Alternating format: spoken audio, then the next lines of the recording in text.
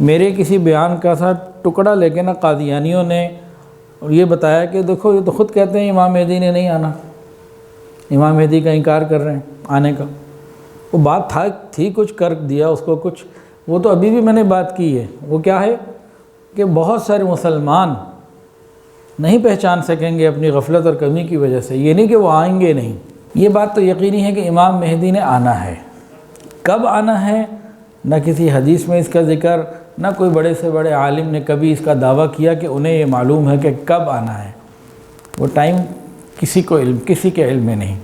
1400 سال میں کسی کو یہ علم نہیں کہ کب آنا ہے، ٹائم فریم میں آنا ہے۔ اب امام مہدی جب آئیں گے تو ان سے بیعت کیسے ہوگی، ان کی پہچان کیسے ہوگی، ان کو پہچانے گا کون، یہ امپورٹنٹ باتیں ہیں۔ ان کو علماء پہچانیں گے، قطب اور ابدال پہچانیں گے، دیندار لوگ پہچانیں گے جن کی وضع قطع اٹھنا بیٹھنا دینداری کے ساتھ ہوگا، جن کا کردار گفتار علماء کا ہوگا، وہ پہچانیں گے۔ تو اس میں خطرے کی بات آ گئی نا کہ وہ لوگ جو خود دین سے دور ہو رہے ہیں، اپنے لباس کو اور اپنی اولادوں کو دینی چیزوں سے دور کر رہے ہیں، یہ خطرے میں ہوں گے،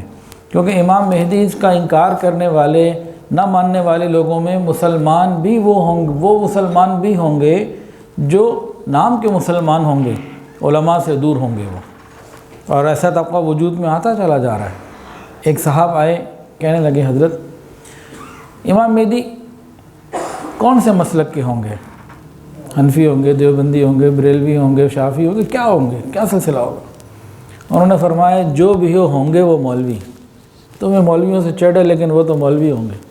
جس کا پوری امت انتظار کر رہی ہے وہ بھی تو مولوی ہوں گے،